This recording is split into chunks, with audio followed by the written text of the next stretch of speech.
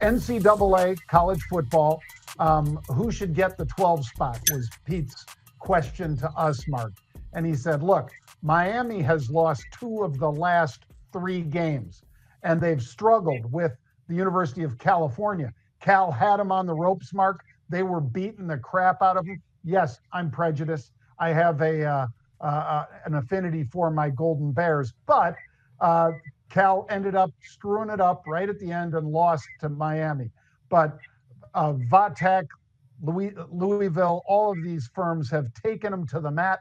I don't know if Miami has enough in it, Mark, to basically become that 12th team in this now 12-team field for the college football national championship. Yeah, it doesn't look that way, John. I mean, Bama seems to potentially be looking like a more likely prospect there, but we'll see how that plays out. Well, you're exactly right about that, Mark, because Bama beat, 3 of their victories have been over ranked opponents. I have nothing against the University of Indiana, and they're in it, obviously. At least it looks like they're in it, unless they just totally blow up here.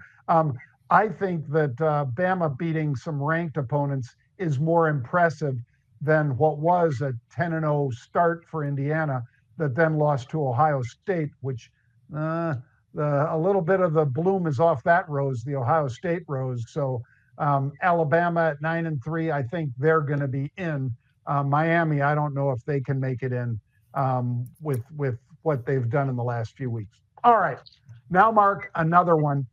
This one, the NFL is going to find this linebacker from the Texans. A 3-game suspension is what they gave him for repeated violation of player safety rules. What does that mean? That means Trevor Lawrence is sliding feet first, which means you do not touch the quarterback.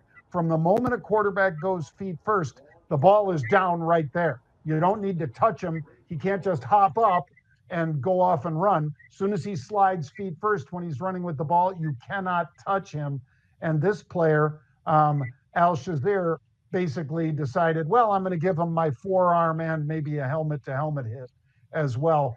It was not a good look, Mark, and I think a lot of people are wondering why he didn't get a significant fine as well as the 3-game suspension, and maybe suspended him for the rest of the season. What do you think? Yeah, I mean, I happened to be watching this last night, and I was having dinner with my daughter at our favorite local restaurant that's got lots of games on, and I just think this was really egregious. This is the epitome of unsportsmanlike behavior, and the league should not go. This was a slap on the wrist. I think this guy should be suspended. See, what do we got left, John? Less than 20% of the season? Suspend him for the rest of the season. Make him sit on the bench and think about what he did. Yeah.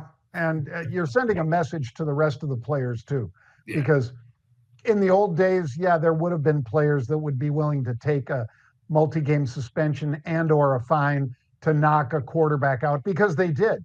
They sent him into the locker room after that hit. And obviously, for a whole host of reasons, the quarterbacks are protected, not only because in many cases they are the franchise, but they're also what people are out there to see. They're out there to see offense. They're out there to see Mahomes and Josh Allen and these guys throw incredible passes to their receiver core, as well as perhaps run from time to time. Trevor Lawrence fits into that category, but this was certainly, I thought, a despicable sort of hit. I didn't think it needed to be done. If he, had just gone over the top of him and not brought that forearm in and so forth, he might have gotten away with just a unsportsmanlike. But again, once they slide feet first, they cannot go further. So you have no reason to touch that quarterback at that point.